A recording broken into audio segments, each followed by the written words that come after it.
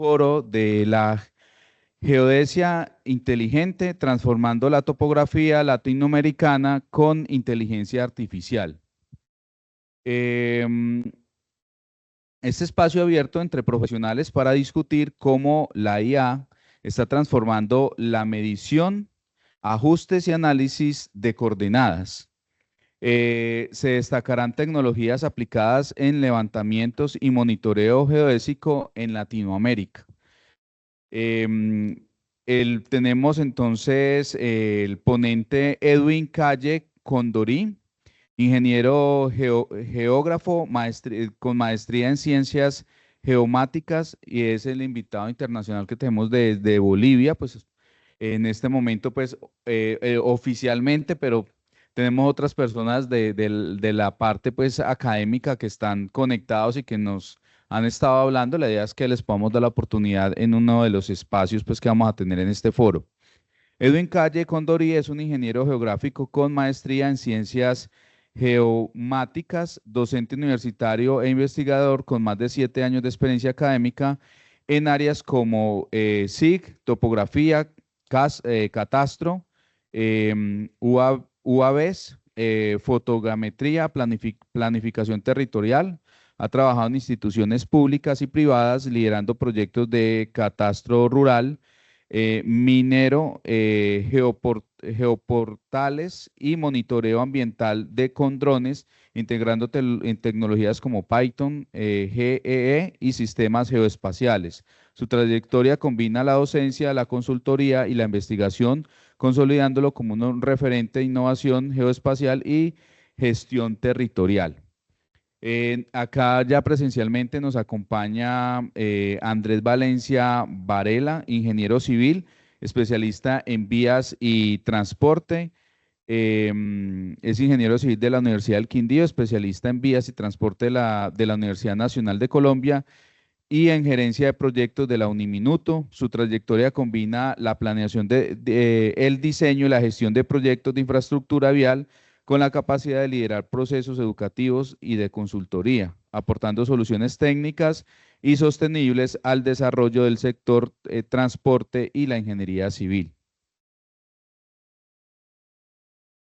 También tenemos entonces en el foro ya eh, el ingeniero Ronald Mesino, como ya nos había contado, pues es el CEO de la empresa Gaman GP LLC.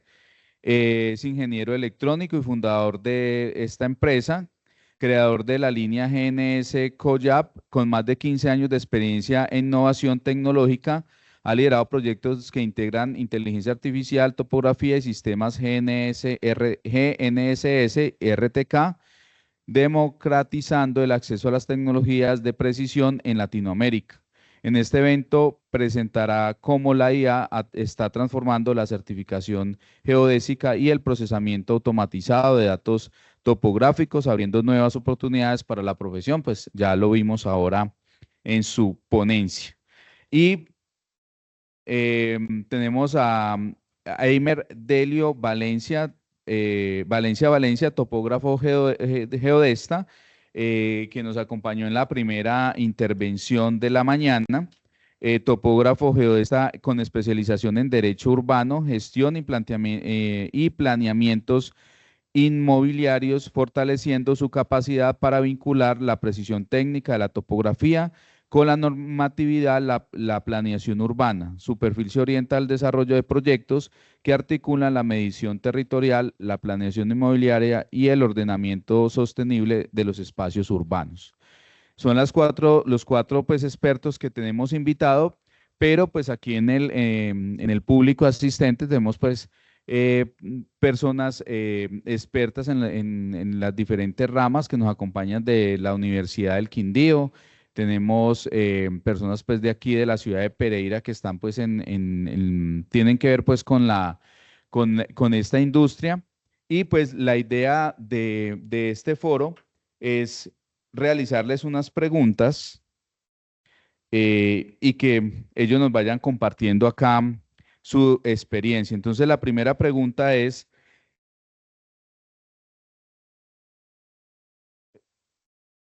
¿pero verme a mí o a quién?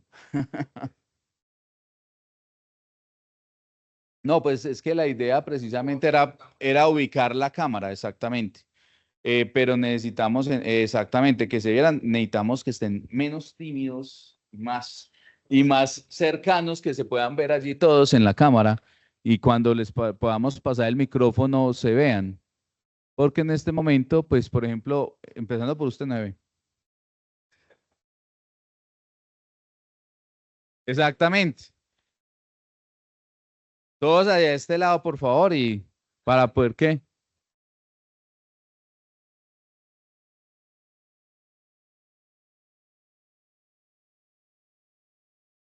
Cerrar más el círculo ahí.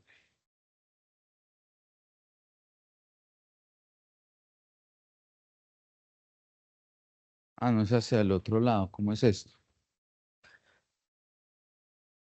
Bueno, es un poco ahí, creo. Es que sí, los que no salen del foco son ellos. Bueno, ok. Entonces, la primera pregunta es, ¿qué tan relevante consideran que sea que los equipos GNS actuales se integren de forma directa con soluciones móviles como bots, apps de mensajería? Entonces, le voy a dar la palabra, primero que todo, a Andrés Valencia. Y le pido el favor a Edwin, para que esté pues allí preparado para la intervención. Luego seguimos con Delio. Y por último, en esta pregunta cerramos con el ingeniero Ronald. ¿Listo?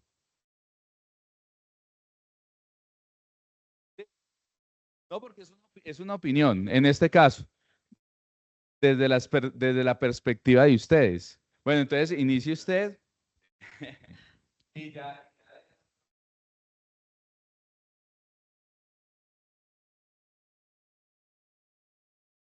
Eh,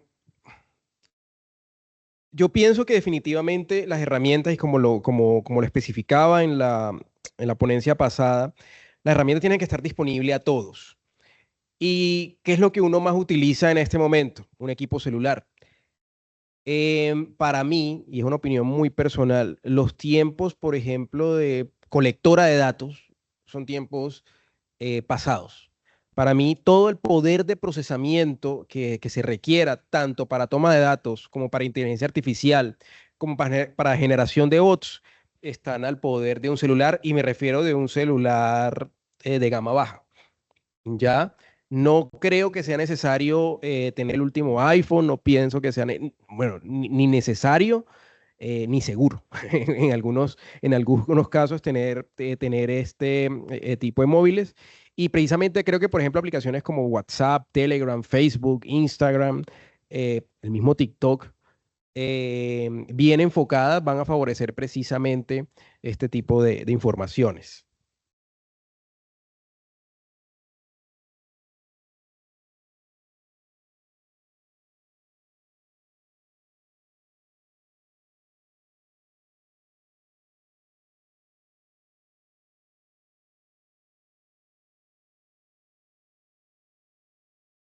Edwin, activa el micrófono. Y sí, Bueno, copiaste la pregunta. buenos días, buenas tardes a todos. Bueno, es un honor estar en este encuentro internacional. Y bueno, la respuesta, ¿no? Bueno, actualmente, bueno, antes los equipos venían pues eh, sin esa tecnología amigable que actualmente ya la estamos manipulando, ¿no? Por ejemplo, lo que anteriormente mostraba el ingeniero de bots. Es importante porque llega ya cada usuario ya lo puede manipular, o sea, no es necesario que esté, digamos, familiarizándose con un software especializado. Entonces, mire, las colectoras actuales ya vienen con su sistema operativo, bueno, Android, ¿no? Ya son celulares directamente. Y ahí nosotros podemos hacer la instalación de las diferentes aplicaciones que se están utilizando y las más comunes, ¿no? O sea, hacerle una consulta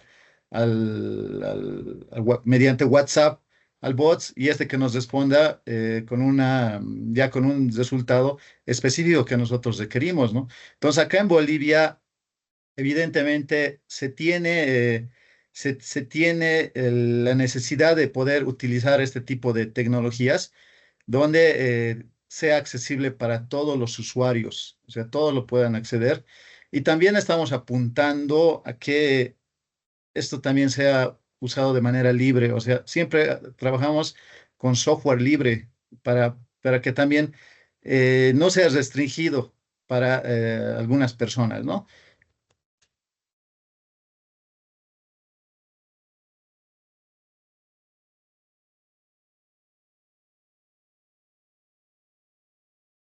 En la democratización vimos resultados inmediatos vía chat.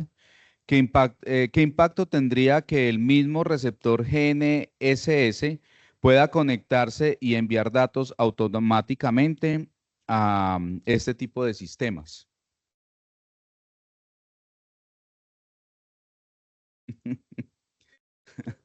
Listo, ya vamos a mirar. Entonces tomemos eso. Listo. Sí, dale, dale. Respecto al tema que están hablando ahorita y es respecto a el software libre. Resulta que eso es un arma de doble filo para mí. Les voy a decir por qué. Porque resulta que cuando el software es libre no hay nadie que responda por los resultados. Mientras que si usted tiene un software licenciado, usted tiene alguien que responda por los resultados. Entonces, es un arma de doble filo, ¿por qué? Pues porque los softwares son muy costosos, pero el software libre no va como soportado respecto al procesamiento de la información. Dos, eh, es muy interesante o es muy importante poder manejar información en tiempo real y no esperar, por ejemplo, que estoy tomando una información aquí y esperar llegar hasta la oficina para poder solucionar, pero también es un riesgo porque entonces cualquier persona que cree que maneja el programa puede empezar a hacer ese tipo de desarrollo. Y eso es un riesgo muy grande y muy alto. ¿Por qué? Por la precisión de la información, porque es que no tener porque es que el tener una calculadora no me hace experto en matemáticas. Y ese es el riesgo tan grande que se puede estar ocasionando con todos los temas de la IA, con todos los temas de software libre y con todos los temas respecto a la conexión directa y libre de esa información. Bueno, entonces vamos a esta pregunta que parece muy interesante. Y aquí tenemos ya varias personas que están. ¿Qué opinan sobre la incorporación de drones y vehículos autónomos a flujos de trabajo donde la precisión depende de los algoritmos automáticos? Ya hablando pues de la parte de los drones. No sé si en ese punto. Sí, ya el dron es una actualidad. O sea, el dron es como el número de la cédula. Ya nosotros tenemos que vivir y compartir con él. Y en este momento ya los drones pues están trabajando con los sensores IoT que están trabajando directamente y en tiempo real. Es una realidad, reitero. Y no actualizarlos, no incorporarlos, coloquialmente hablando, nos va a convertir en analfabetas. Es decir, es una realidad, la tenemos que vivir y lo que decía ahora en la ponencia está dentro de la curva de aprendizaje que necesitamos en la IA, en topografía y geodesia. Entonces, sí, definitivamente hay que incorporarlos en los flujos automáticos.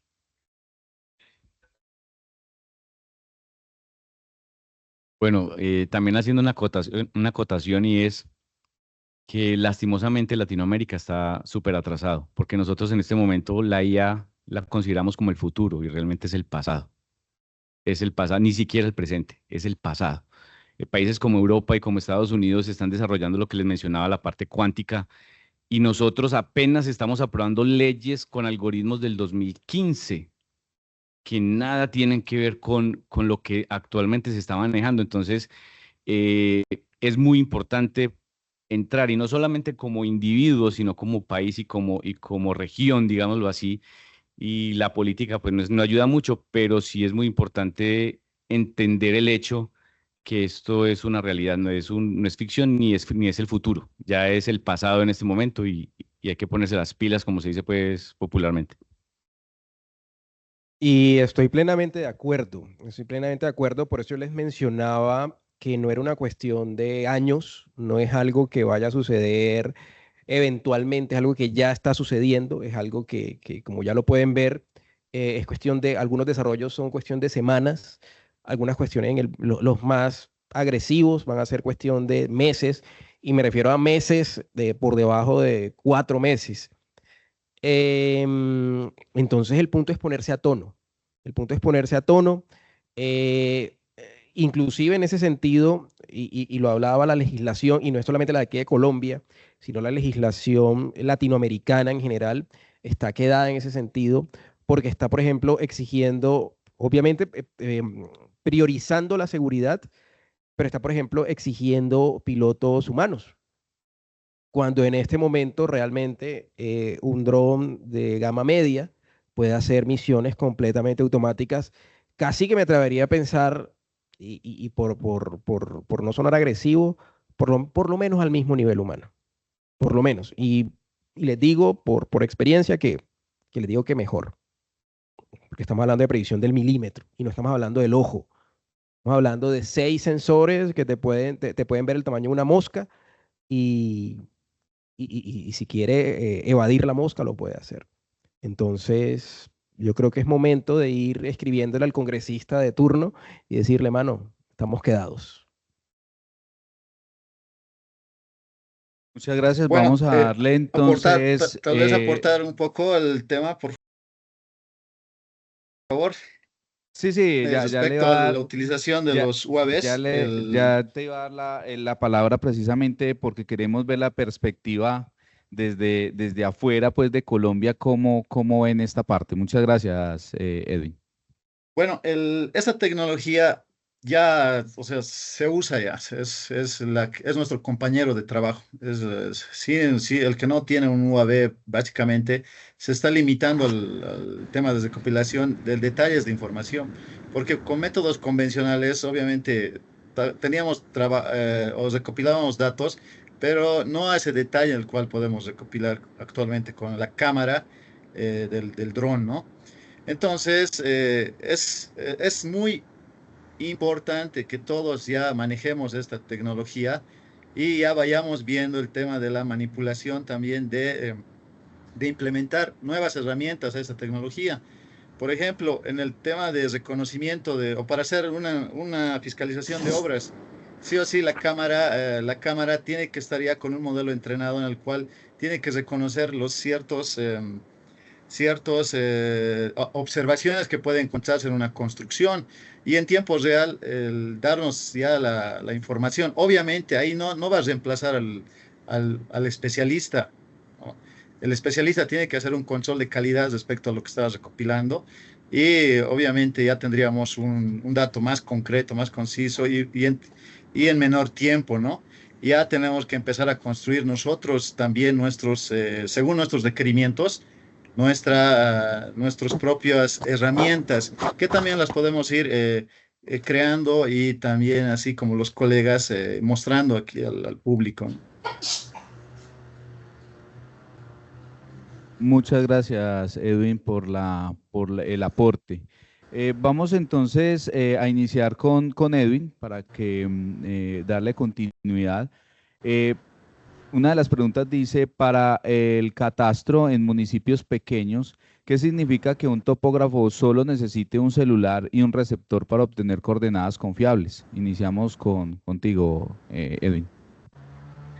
Bueno, mira, esta tecnología, como es, ya está acá, ¿no? Ya se ha publicado, ya aquí el colega lo ha mostrado la funcionalidad. Y la verdad me parece un paso muy importante, el cual muchas veces nosotros del área teníamos limitantes, ¿no? Al momento de ir a ingresar a campo, hacer logística, el tema de ingresar con un grupo amplio de personal. Entonces esto ya vas reduciendo, ¿no? Pero obviamente tenemos que considerar ya que cada profesional que va a utilizar esa tecnología tenga la capacidad de poder interpretar esta información, pese a que ya la colectora ya le está diciendo, o sea, cuáles son los errores, tenga la capacidad de poder de poder dar una respuesta inmediata en caso de que haya alguna observación que se vaya presentando, ¿no? Hacer también, bueno, ya se hicieron las pruebas correspondientes según lo mencionado. Entonces, me parece a mí que esta aplicación, o sea, te da muchas ventajas para que pueda ser aplicado en diferentes regiones de nuestro territorio, en este caso, hablando de Bolivia. Tal vez sobre esto mismo, poder ya empezar a pensar en el tema de, aparte de esos controles, por ejemplo, acá tenemos muchos problemas de linderos, problemas de sobreposiciones por avasallamiento. Entonces, lo que generalmente piden acá los trabajos que son frecuentes son los replanteos. Sí o sí, los replanteos y los deslindes. Y para eso, sí o sí, el técnico tiene que ir a mojonar el punto, ¿no? A mojonar el punto. Entonces, tal vez hay que ir atacando también en ese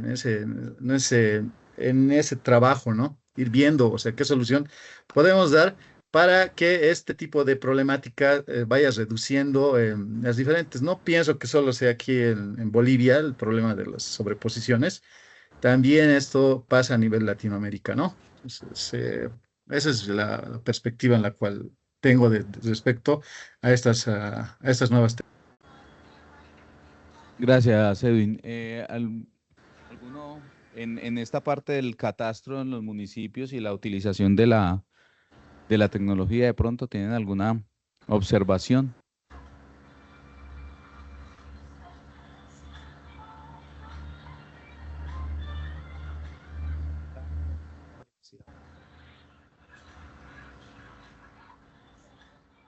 Muy buenas tardes a todos y a todas. Bueno, Colombia empezó a implementar el catastro multipropósito después del acuerdo de paz que se dio entre la FARC y el EPL. Entonces, viene la restitución de tierras por el desplazamiento forzado que dio en Colombia. Entonces, ahorita se está implementando esto y viene la gran importancia de corregir y verificar linderos en terreno y en escrituras, ¿sí? Entonces, es la mayor parte de esa importancia de los drones, porque hay parte que todavía está minado el territorio, entonces no puede desplazarse el topógrafo, el ingeniero y el abogado a esas zonas, sí, que están minadas por minas quiebrapatas. Entonces, yo veo que la gran importancia y la gran influencia en estos procesos catastrales. Muy amables. Si quiere aquí intervenir el compañero.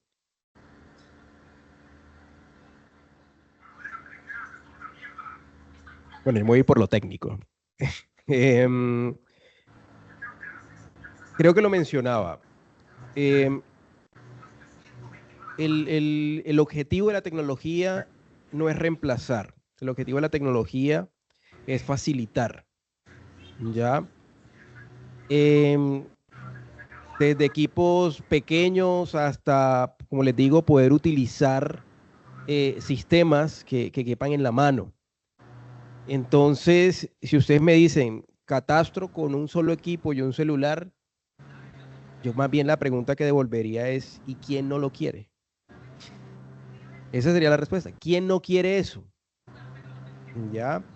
Pero estoy de acuerdo con lo que decía, especialmente acá el compañero, y creo que el arma de doble filo se extiende, porque ahora que él lo menciona, a pesar de que nuestro objetivo es democratizar, imagínense de pronto una persona no preparada tomando una, no sé, una coordenada, o de pronto creando conflictos basado en esa coordenada que tomó. Y dice, no, vea, es que yo lo monté en el bot y el bot me dijo que yo tengo 3 hectáreas más. ¿Ya? Entonces sí, por eso les digo, no es una cuestión de reemplazar, es una cuestión de hacer y los tienen que hacer los profesionales. Punto final. Sí, eso es punto final. Ahí no hay nada que negociar. Bueno, siguiente pregunta. En obra civil, ¿Qué tanto puede reducir tiempos y costos un equipo GNSS que entregue coordenadas corregidas casi en tiempo real?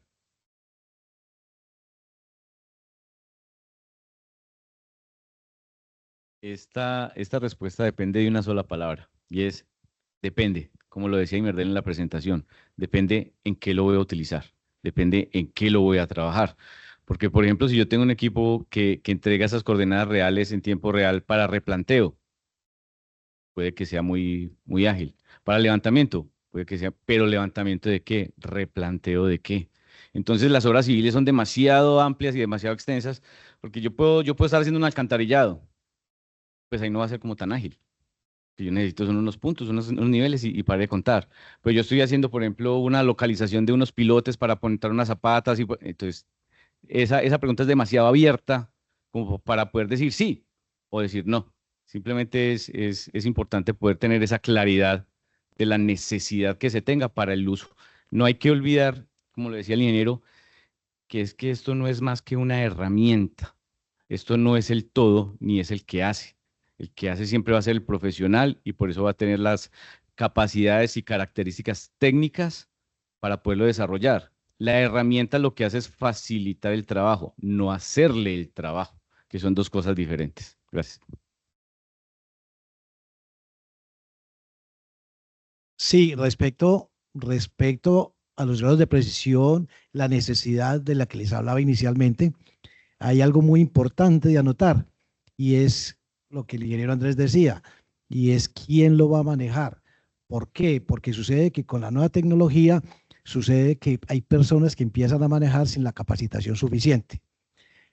Aquí sucedió algo hace unos años en los terrenos de cultivos de caña en la Virginia. Sucede que los venían levantando unos topógrafos a un determinado precio y apareció alguien que le dijo a los propietarios, yo se los levanto satelitalmente. Del que desconoce, si le dicen satelitalmente, ya relaciona eso con precisión, porque le dijeron que por satélite. Y sucede que el señor estaba levantándolos, ni siquiera era topógrafo, y los estaba levantando con un GPS navegador. O sea, un GPS entre 3 y 5 metros de error, pero los levantaba una tercera parte de lo que lo levantaban los profesionales. Entonces, es algo delicado, y yo lo mencionaba en la ponencia, que precisamente uno de los desafíos es la curva de aprendizaje. Y garantizar, codificar y certificar esa curva de aprendizaje. Y en ese sentido, hay una normatividad, ¿ya? Por ejemplo, el Consejo Profesional Nacional de Topografía aquí en Colombia establece con la ley 70 del 79 un estatuto del topógrafo, habla de ejercicio ilegal de la profesión, pero no hay denuncias. Y no hay denuncias, ¿por qué? Porque la gente trabaja por el precio. Y suceden, y aquí les hablo como abogado, sucede que después vienen las demandas, después vienen los demandas de linderos, los replanteos mal hechos. Entonces, es un riesgo cuando la gente, cuando se democratiza tanto algo, cualquiera entra a manejar, cualquiera compra un dron y entonces ya piensa que es fotogrametrista. No, debe haber una curva de aprendizaje donde se garantice y se certifique de que efectivamente quien está manejando esa herramienta, quien está manejando ese bisturí puede hacer la cirugía. De acuerdo. Bueno, aquí tenemos un comentario antes de darle la voz acá a Edwin.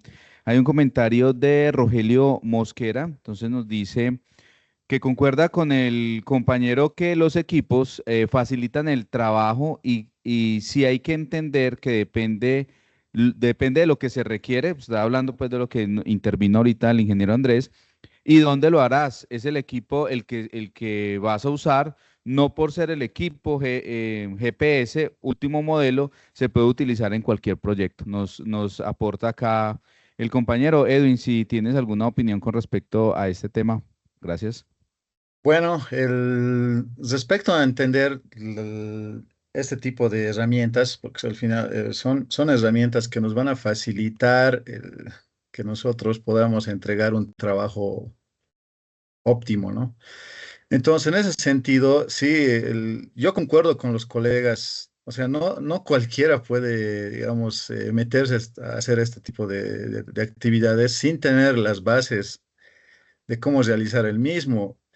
Por esta misma razón pasa el problema de sobreposiciones, al que iba mi comentario, porque justamente, por si había una temporada en que llevaban sus GPS a campo, los topógrafos, ¿no? Y le enseñaban al dueño del, digamos, o a los ayudantes del predio a manejar el GPS. Y los ayudantes se han ido a mensurar otros lotes, ya teniendo esa idea, pero obviamente estaban trabajando con un navegador y ahí ha habido pues el problema de 1 metro, 2, 3 metros, 5 metros. Imagínense en distancias de, por ejemplo, aquí tenemos predios de 4.000 hectáreas, 3.000, 2.500. Entonces, a distancias largas, obviamente, pues va a afectar ese error.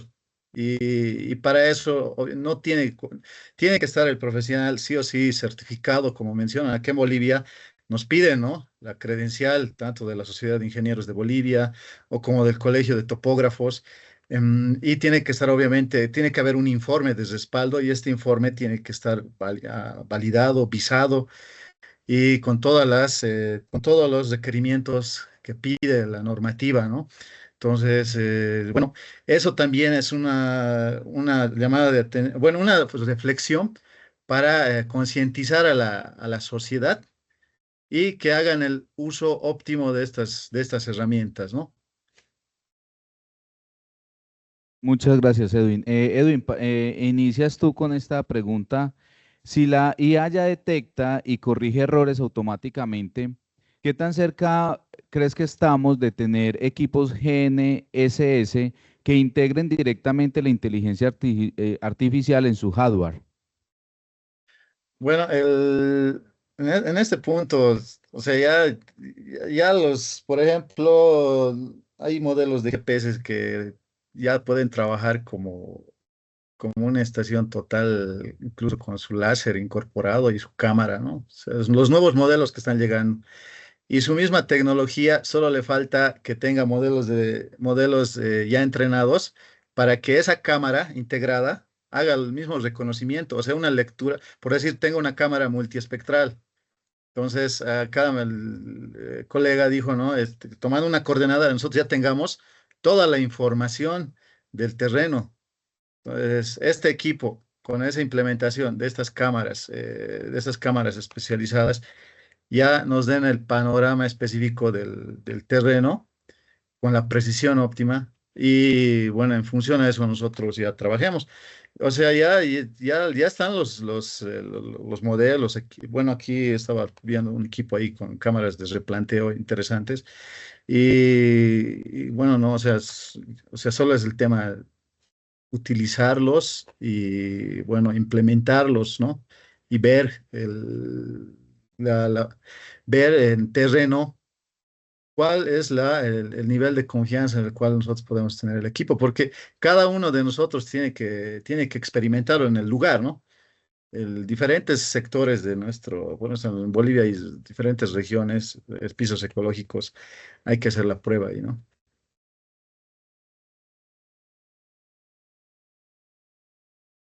Yo la verdad pienso que estamos lejos. Sinceramente pienso que estamos lejos de que los equipos tengan un procesador lo suficientemente potente para correr, para correr algoritmos serios de inteligencia artificial. Les pongo el ejemplo del bot. O sea, si yo quisiera hacer eso que hace el bot en un procesador, de un procesador tradicional de GNSS, sencillamente no podría. No hay potencia de procesamiento para eso. ¿Qué sí se puede hacer? Que el equipo se conecte a la nube, al internet, y envíe los datos a un servidor en la nube y haga el procesamiento. Eso sí lo veo. Eso sí lo veo con la limitante que implica, ¿no? ¿Cuál es la limitante que implica? Que en la mayoría de los trabajos no hay internet. La conectividad. Es decir, ¿cómo yo voy a subir 4 gigas de información y vaya, procesemelo? Sí, a veces uno tiene 2G. Entonces lo veo complejo. Y aquí es una alerta porque, por ejemplo, nombraban las aplicaciones de láser, aplicaciones de cámara, y yo soy un crítico realmente de esas tecnologías, de implementarlas en el equipo. ¿Por qué? Si yo quiero tomar una fotografía georreferenciada, ¿qué es mejor para mí? ¿Un celular o el equipo? El celular. Yo simplemente conecto mi celular al equipo, recibo las coordenadas del equipo y la foto que toma mi celular ya sale georreferenciada. Entonces, ¿por qué de pronto voy a ponerle una cámara a un equipo? Voy a cobrar $2.000 más por ponerle una cámara a un equipo y simplemente por decir que es que entonces estoy trabajando en la última tecnología. Y en eso hay que ser muy serio. La última tecnología no es lo último que sale, la última tecnología es lo que es útil. Entonces, esa es mi opinión.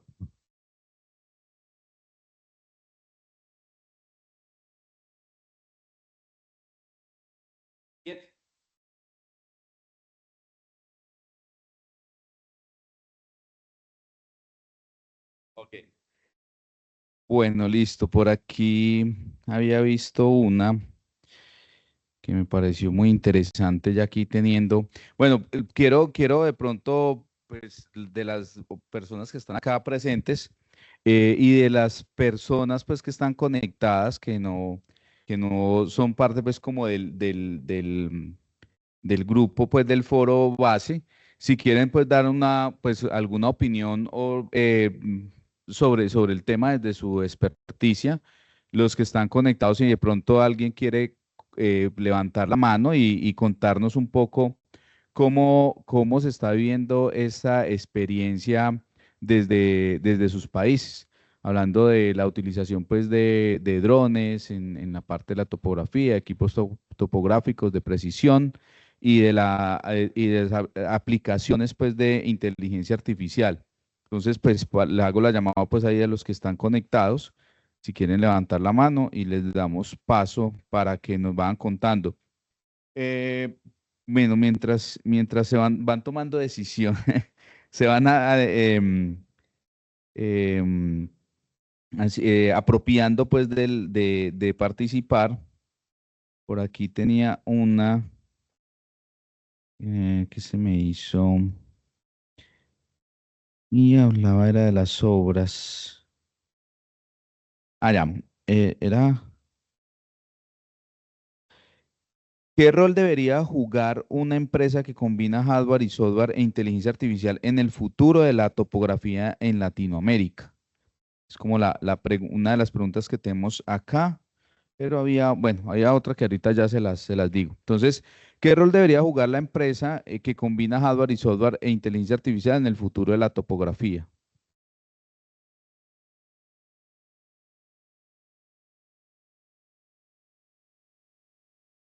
Eh, yo creo que lo primero es aclarar que no podemos hablar del futuro de la topografía porque ya es el presente. Eso es lo que se está ejerciendo en este momento.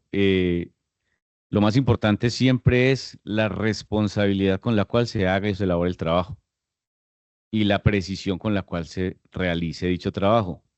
La normatividad exige muchas cosas, pero eso no quiere decir que la gente cumpla con esa normatividad. Lo que mencionaba ahorita Merdelio, sí, van y hacen un levantamiento y porque lo hacen más barato, entonces la gente simplemente le paga y ya. Y así se presentan y así se entregan. Y lo más duro y lo más difícil es que así se construye. Y nadie dice nada y no pasa nada. No hay control. ¿Por qué? Porque es que nosotros vivimos en una burbuja citadina, en donde estamos en una ciudad, en donde todo lo que vemos pero lo que pasa es que nosotros, por ejemplo, Colombia tiene mucha zona rural en donde las personas no son conocedoras y donde las personas van y engañan, entre comillas, a los pobres propietarios, prometiéndoles unas cantidad de cosas, les entregan algo mal hecho, pero la persona no tiene cómo revisar ni cómo hacerlo y así se trabaja. En la ciudad es mucho más fácil porque cualquier persona puede mirar, hay muchos profesionales y dicen, venga, ¿por qué están haciendo esto? Puedo denunciar, pero en la zona rural es muy difícil. Entonces, esa responsabilidad que están teniendo las empresas es precisamente con la normatividad, pero como lo mencionamos ahorita, tenemos una normatividad obsoleta. que en este momento no está cubriendo absolutamente nada de lo que estamos manejando hoy en día. Entonces hay que empezar por la normatividad que los rige y algo que lastimosamente está faltando mucho en la parte profesional y es la ética, para no incurrir en acciones que puedan llegar a ocasionar situaciones incómodas o peligrosas en ciertos campos o aspectos.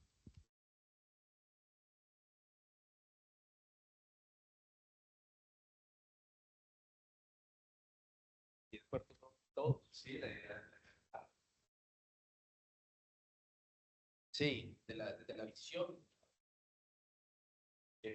No, pues, mira, yo como quisiera hacer una observación. Yo o sea, mi experiencia fue en la parte de exploración sísmica. Inclusive tuve la oportunidad de trabajar en la parte de exploración sísmica. Y pues ahí uno decidía por qué sistema trabajar. ¿Y cuál era la razón principal? La vegetación. En donde uno llegaba y, por ejemplo, cuando estaba despejado, pues uno trabajaba por el sistema convencional, que es la estación y toda esa vaina, se hacía una red geodésica y arrancaba de 2 puntos calculados y se colocaba una señal de azimut y arrancaba usted a trabajar. Ya cuando entraba hacia esa parte, pues lógicamente más difícil todavía trabajar y no se podía, por ejemplo, hacer sistema RTK. Ahora se trabaja con el sistema RTK, que consiste en colocar un sistema base, hace triangulación con todos los satélites, entre más análisis estadístico haga, más presión le va a dar, y por medio de la antena de radio le da la corrección al rover y se mete usted en la vegetación. Pero ya tiene usted el problema que cuando se mete allá, agarra la señal bien acá, pero cuando se tiene, se pierde la precisión. Entonces mi pregunta es, si con todos los equipos modernos ahora, hablaba yo con Alejandro, que por ejemplo ahí hemos trabajado con los EFIs, están los Target, hay otros sistemas, y yo le decía con Alejandro, bueno, ¿cómo han mejorado, o de pronto ustedes que conocen la nueva tecnología, para que cuando usted se meta a la vegetación, pueda sostener esa información y le dé una buena precisión?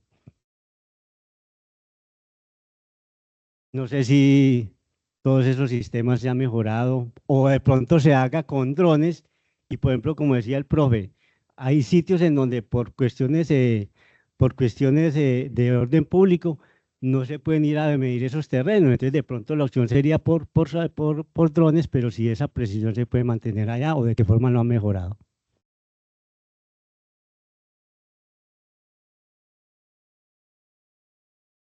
Bueno, hay una cuestión es de estrategia. Por ejemplo, esa idea de los drones me gusta, pero desde otro punto de vista. ¿Y qué tal si en vez de poner una base ya alta, porque igual yo el máximo que puedo subir un trípode son, ¿qué? 3, 4, 5 metros, exagerando y apretando. ¿Y qué tal si utilizamos el dron como repetidora de comunicaciones?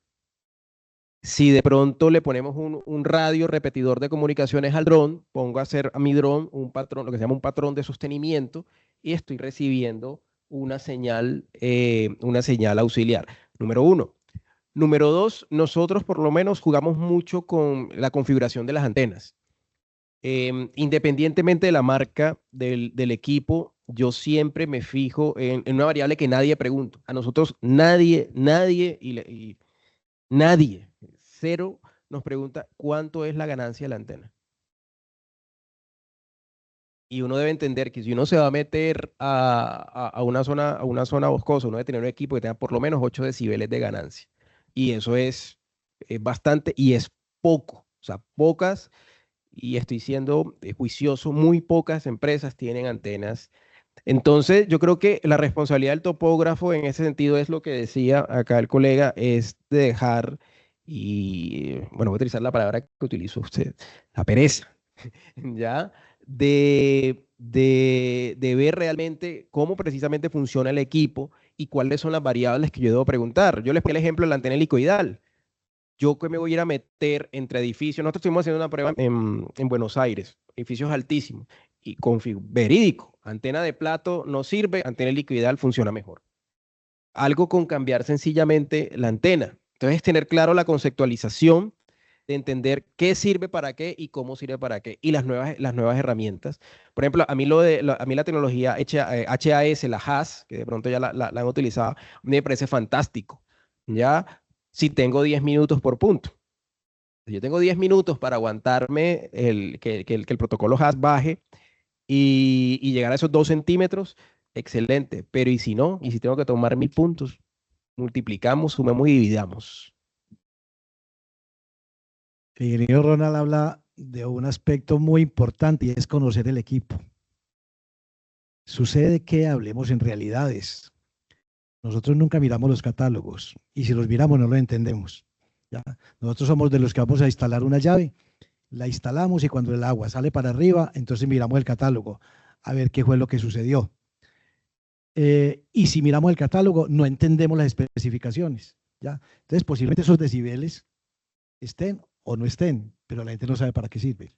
Entonces, ahí yo soy muy enfático en el sentido de la curva del aprendizaje, del reto que hay en la curva del aprendizaje y saber qué equipo tengo o qué equipo voy a comprar.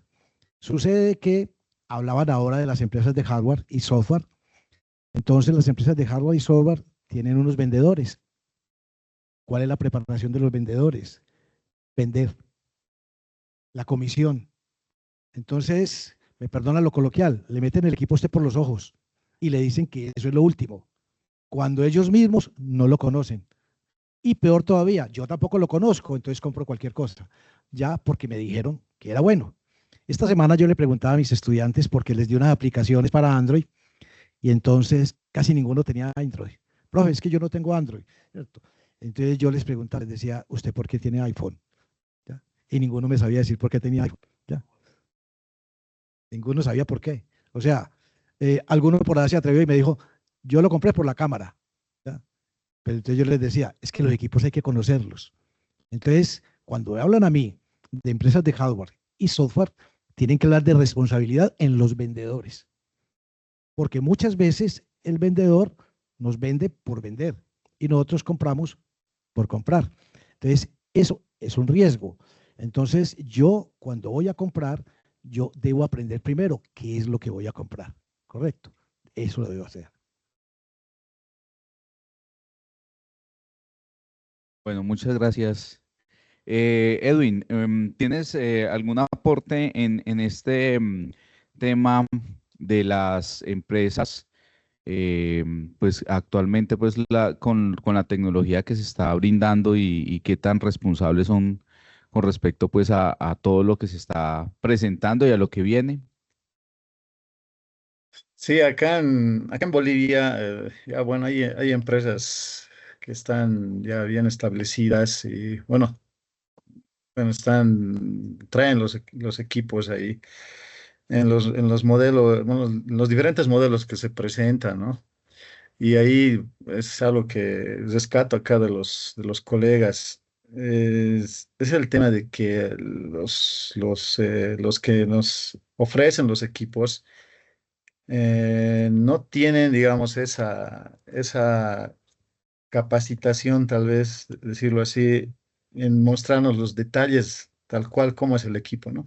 Incluso uno puede comprarlo ahí, como va, digamos, a cualquier tienda, se compra el GPS y posteriormente, ¿y qué? Y ahora, ¿cómo trabajo con esto? ¿No?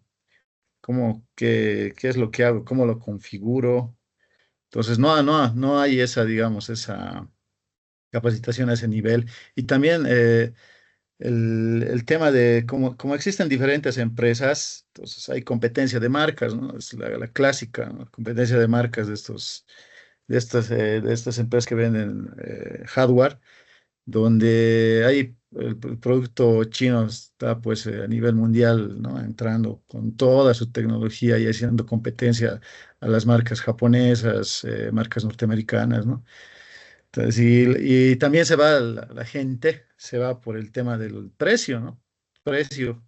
El- Tal vez allá en Colombia un equipo, digamos, que puede costar, no sé, unos $2000, digamos, ponerlo así exagerado tal vez. Acá el doble, ¿no? El doble por el tema de impuestos. Entonces, por eso los topógrafos van a ir a buscar tecnología, pero que esté un poco más económica, porque imagínense comprar un Nokia, un Leica, digamos, esas marcas que son conocidas, ¿no? Pues ya se vuelve inaccesible, ¿no? Y incluso, o sea, tanto en el software como en el hardware, ¿no?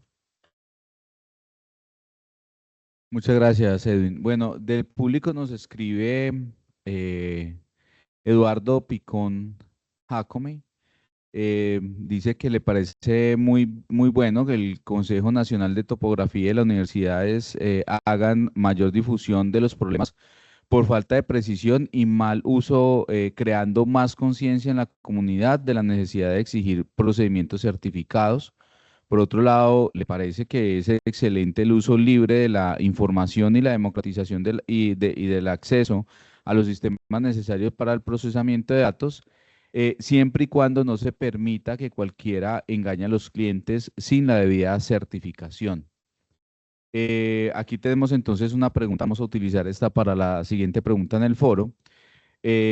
Nos dicen lo siguiente: ¿qué estrategias, proyectos o ejemplos prácticos recomiendan para introducir la IA como apoyo al aprendizaje y aplicación de esta tecnología de GNSS o dron en entornos educativos? Entonces empezamos contigo, Edu.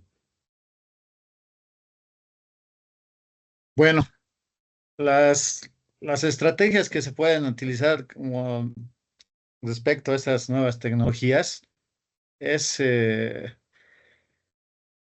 bueno, en la universidad, por ejemplo, ya a nivel mundial se está tocando ese tema de la inteligencia artificial. Por ejemplo, en el caso de Bolivia, recientemente se ha creado la carrera de justamente de inteligencia artificial en la Universidad Privada Boliviana. O sea, lo estoy hablando hace 4 meses, digamos, ¿no?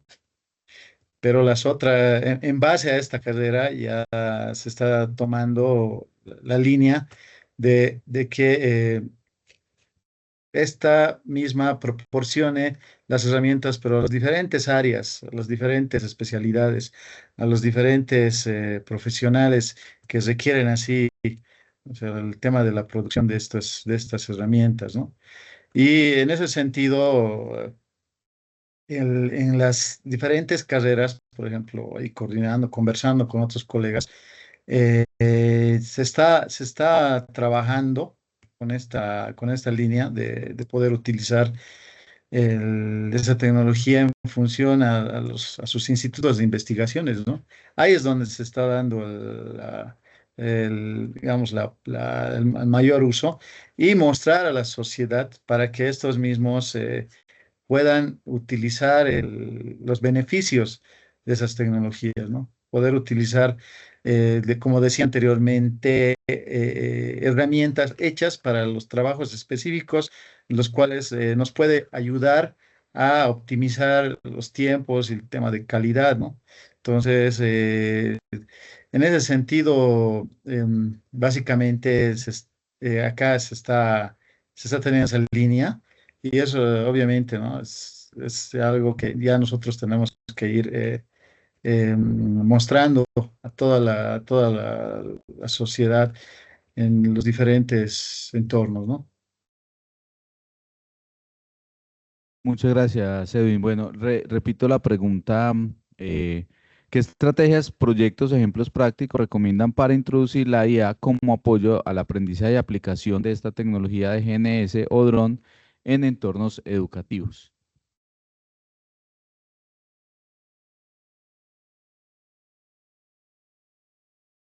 Bien, cuando hablamos de estrategias, tenemos que hablar de cambiar un perfil de docencia.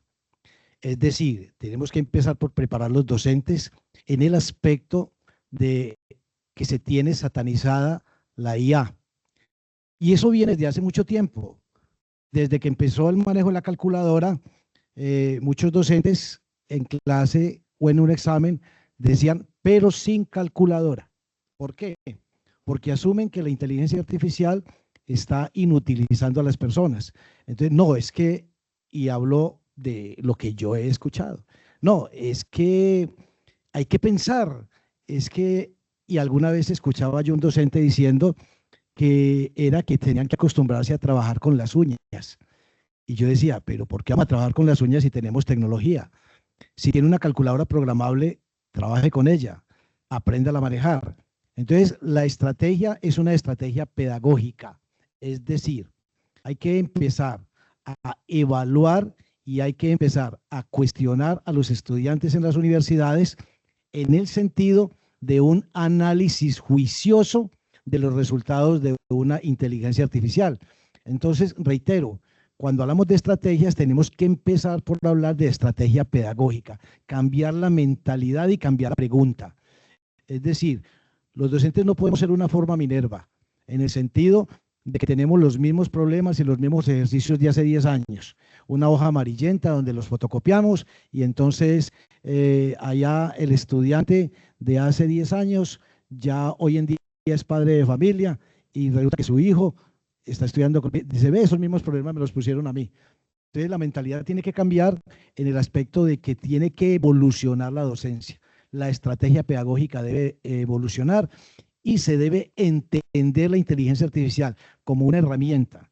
El ingeniero Ronald lo decía ahorita, es tecnología, es una herramienta tecnológica y lo que hay que cambiar es la pregunta, cómo la va a manejar y hay que empezar a evaluar diferente y no con un modelo conductista, sino con un modelo constructivista. ¿Esto para qué sirve? Analícelo, cuéntelo y de esa manera se cambia el chip de la inteligencia artificial. Porque en este momento se considera que la inteligencia artificial, el que la use en un colegio o en una universidad, lo que está entrando es en un facilismo. Pero un facilismo, ¿por qué? Por la forma como lo están evaluando, que lo están evaluando desde un modelo conductista y memoria. Entonces, no es válido que alguien presente un trabajo que consultó en IA. ¿Por qué usted no puede presentar un trabajo que consultó en IA? No, el hecho es esa consulta que hizo, de qué manera analizó y de qué manera la está presentando usted. Eso es el chip que hay que cambiar y esa es la estrategia pedagógica que hay que cambiar.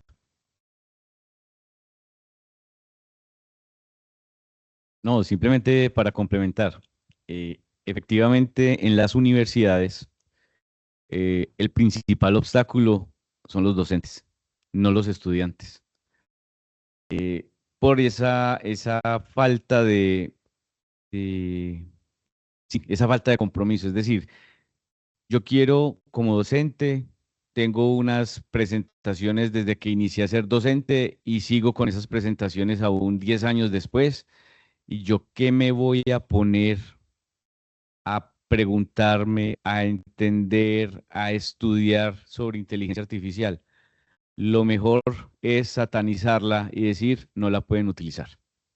Y eso es algo que en este momento está pasando en muchas universidades. ¿Cuál es la estrategia principal? Aprenderla a utilizar. Cuando alguien la sabe utilizar, la puede enseñar. Si ustedes en este momento cogen las universidades y hacen una encuesta y preguntan sobre inteligencia artificial a los estudiantes, me atrevería a decir que el 99% va a decir que es ChatGPT. Es lo único que conocen de inteligencia artificial, nada más. No saben todo el proceso, todo lo que hay detrás, toda la información, todo lo que se está moviendo a través del mundo en inteligencia artificial. Y todo el mundo va a decir, ah, no, ChatGPT. Y entonces, ¿por qué? Porque los mismos docentes dicen, pero no pueden utilizar ChatGPT. Yo tengo un programa que yo copio su texto y lo pego y me dice si está en ChatGPT y pare de contar. Entonces, la capacitación docente es la fundamental que las universidades no están haciendo. A cada docente que tenemos como la curiosidad, nos toca recursos propios, motivación propia, porque la universidad no va a decir, venga, los cojo todos ustedes, van a hacer este curso de inteligencia artificial para que puedan empezar a aplicar esto dentro de sus aulas de clase. No lo están haciendo. La principal estrategia, capacitación. Capacitación y que las entidades se pongan como las pilas, como se dice popularmente, para precisamente poder empezar con estas situaciones. Bueno, me quitaron como el 90% del discurso. Entonces me voy a quedar con el 10. Bueno, primero entender qué es inteligencia artificial. No es ChatGPT, ¿de acuerdo? Y aquí yo animo a los profesionales. ¿Quién tiene aquí más experiencia?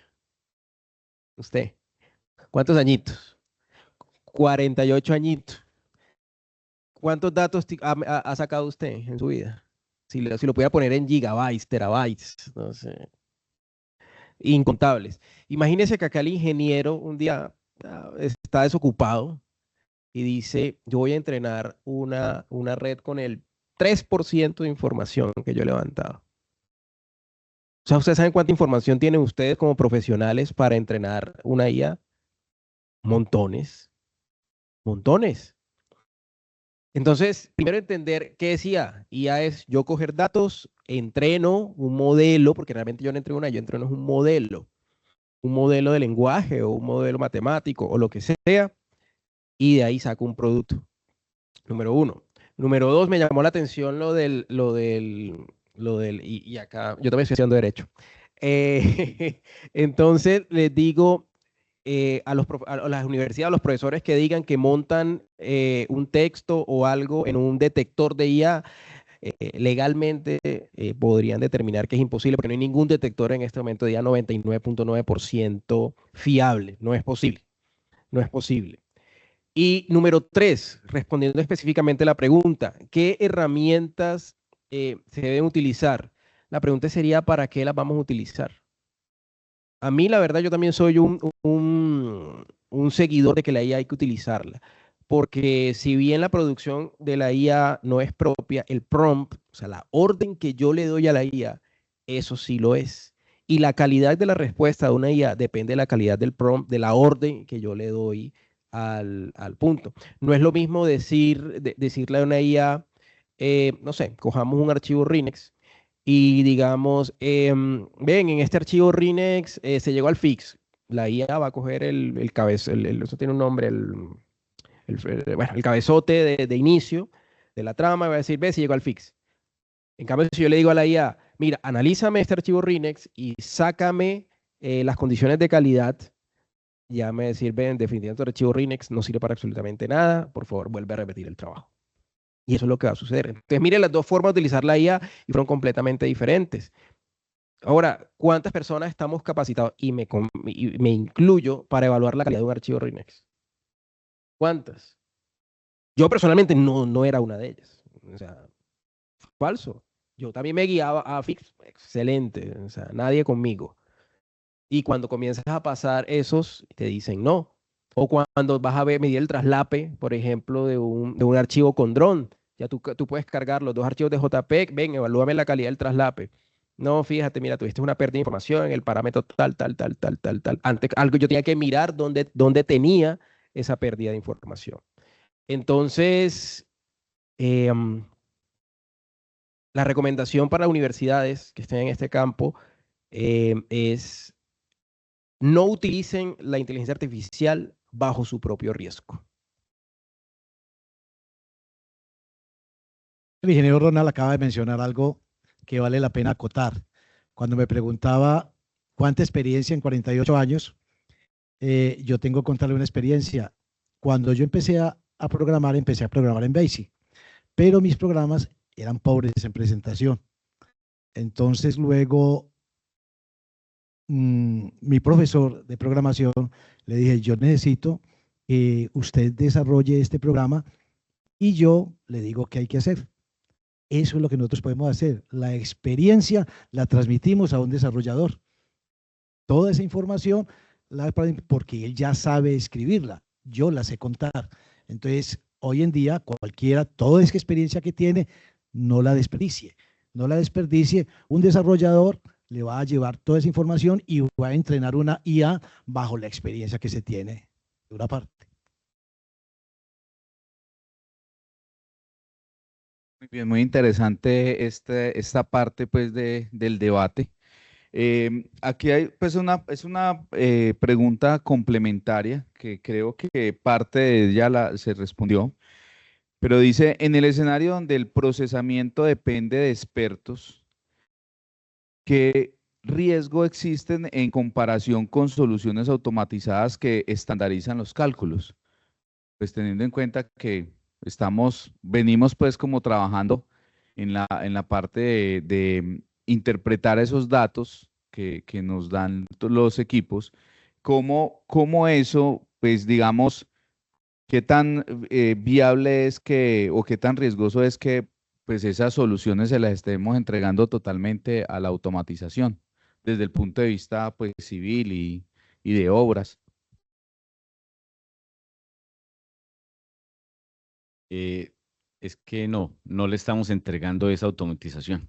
Eso, primero hay que hacer esa aclaración, no la estamos entregando. Eh, si yo siempre les pongo un ejemplo a los estudiantes en clase y les digo, a usted no le sirve de nada la fórmula si no sabe cómo la va a utilizar. Entonces, la misma pregunta da la respuesta, porque habla de automatización de datos. Entonces, eso siempre va a tener que tener un proceso y una revisión. ¿Por qué? Porque como para alguien 2 más 2 es igual a 4, para otra persona 4 menos 2 es igual a 2, o utilizando exactamente los mismos datos. Pueden obtener miles de respuestas diferentes. Entonces, siempre va a ser muy importante el saber para qué estoy utilizando y no solo la automatización de datos me va a dar la respuesta. Sí, es lo que yo manifestaba hace un rato, donde es el ser humano el que debe tomar de la mano la inteligencia, en el sentido de que siempre se necesita del especialista que juzgue y evalúe la IA, definitivamente. O sea, nosotros no le estamos entregando una responsabilidad a una IA, no, estamos utilizando una herramienta, pero debe haber un especialista que la juzgue y la evalúe. Y también está desde el punto de vista de la seriedad de las empresas. O sea, si yo voy a entrenar una IA, que las IA no son topógrafos, ellas saben de topografía, en el mejor de los casos, lo teórico de la topografía, yo tengo que entrenar la IA con la experiencia humana. Es que eso es lo que se hace.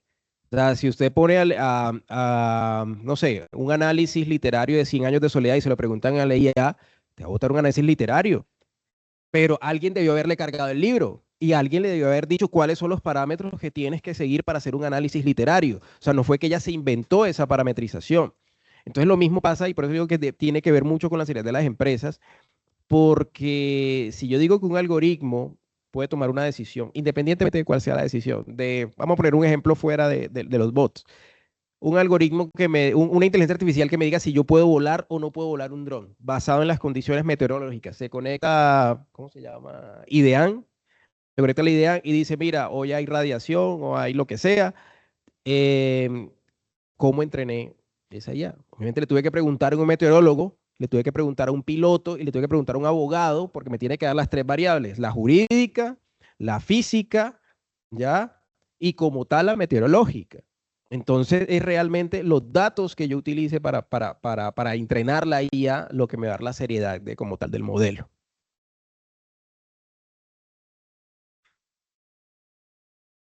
Bueno, para dar cumplimiento a los tiempos, vamos a hacer ya la última pregunta. Bueno, lo voy a hacer en dos momentos. Una, para que Edwin pues aporte en esta última pregunta que hicimos acerca de la automatización y los riesgos que esto podría dar, pues para que nos dé la opinión con respecto a eso. Y del público que está conectado nos hacen la siguiente apreciación que me parece muy importante que la analicemos. Dice, bueno, la apreciación que da Eduardo Picón dice, me parece que sería muy positivo crear un puente de comunicación con las autoridades que otorgan licencias para pilotos de dron en Colombia, ya que por los problemas que existen con los grupos al margen de la ley y el uso indebido de estos equipos, cada vez resulta más complicado obtener una licencia como piloto y esto repercute en el aprendizaje porque no se permiten enseñar sin los permisos de aviación.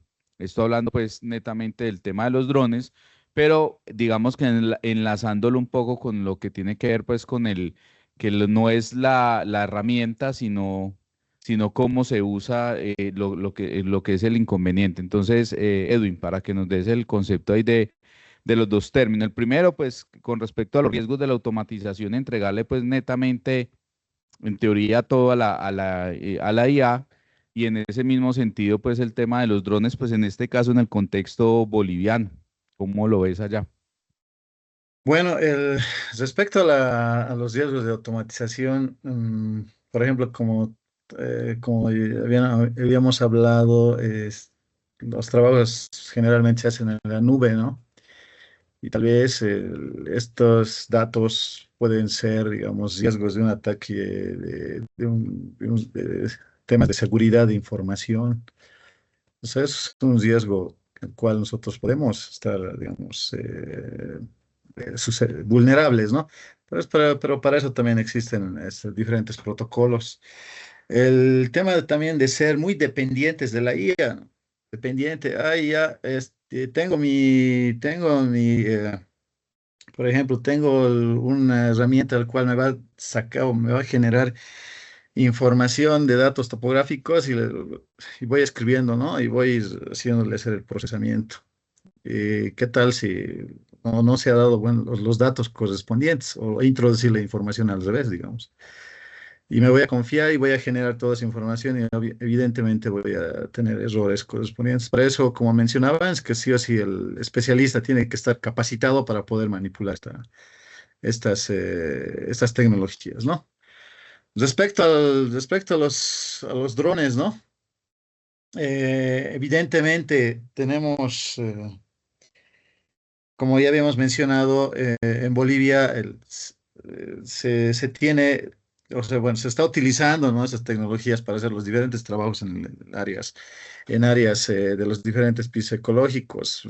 Por ejemplo, en la ciudad de Santa Cruz, están utilizando bastante las agroindustrias, ese tema de los drones para hacer fumigaciones, para hacer los diferentes trabajos específicos respecto a la agricultura, ¿no? Está bastante utilizado aquí bueno, en la ciudad de La Paz, el sector del altiplano.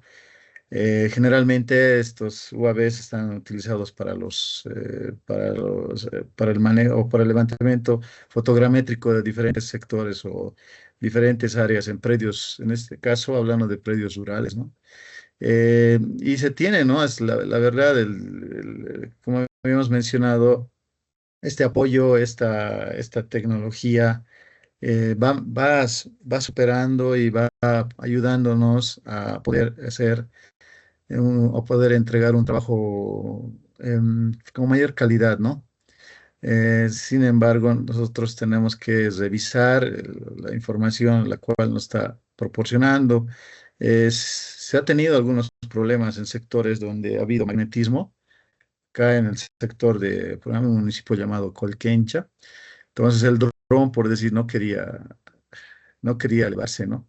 O sea, el sector, o sea, ya hemos hecho la prueba como 2, 3 drones. Entonces, cuando era la primera vez, bueno, no nos dimos cuenta. Ya cuando ya revisamos, verificamos, y había sido porque el sector había tenido ese tipo de características, ¿no? Entonces, hay N situaciones en las cuales uno puede tropezar donde no podamos hacer los trabajos con esta tecnología, pero hay que darle también algunas alternativas, ¿no? O en sectores donde, por ejemplo, no se podía hacer vuelos por la cercanía a las zonas de restricción, por ejemplo, no, sí o sí no se puede hacer vuelos en aeropuertos y todo eso. Entonces, bueno, pues así se ha ido trabajando y teniendo este tipo de casos, ¿no, estimados?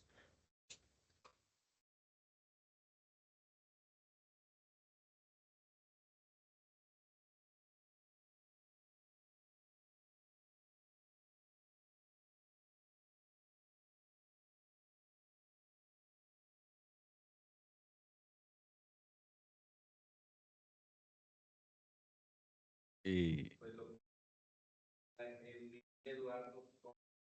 bueno, dos cosas. La primera, muy importante, la normatividad y que cada vez exijan más, es muy importante.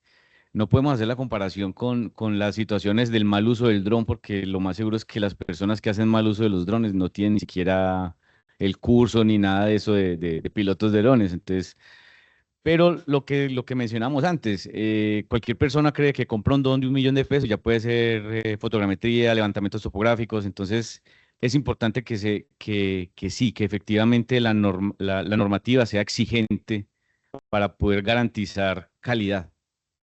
Yo pienso que eso es fundamental.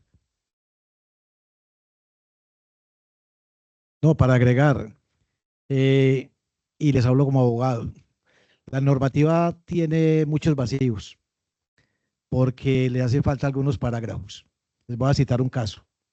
Usted se va a hacer un vuelo en este momento a Quibdó. No lo puede hacer. ¿Por qué? Porque la normativa dice que 2 kilómetros de radio del aeropuerto. ¿Qué hace usted en Quibdó? ¿Cómo va a volar un dron?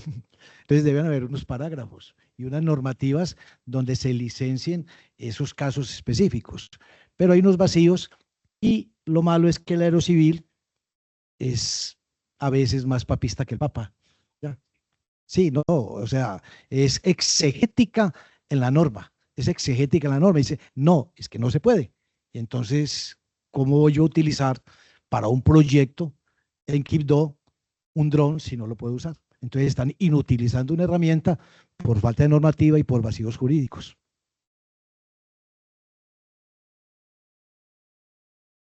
Y me cambió la respuesta. Me cambió la respuesta que iba a darle porque me iba a pegar del suyo, donde decía, sí, entre más se le exija, mejor. Pero mencionando el tema que habla de Kickdog, no, realmente nunca lo había pensado. Y lo mejor es que creo que hay un proyecto de ampliación para ese aeropuerto. ¿Y ahora? ¿Sí? Entonces, realmente aquí el tema es precisamente, estos espacios sirven para plantear el problema, pero quien tiene que ponerse a escribir, no sé, derechos de petición, solicitar audiencias y demás, es realmente las agremiaciones. Topógrafos tienen que ser el Guardia Civil y ustedes realmente no están cumpliendo plenamente con su deber regulatorio, porque pues sencillamente hay casos en los que no se están teniendo en cuenta. Y finalmente, respecto al uso indebido de drones, completamente de acuerdo. Quienes lo están utilizando para los usos indebidos tienen experiencias en matar, no en ser pilotos de drones. Entonces hay que separar definitivamente esos dos grupos, el grupo del profesional que se está certificando y el grupo sencillamente el que lo está utilizando para labores inadecuadas.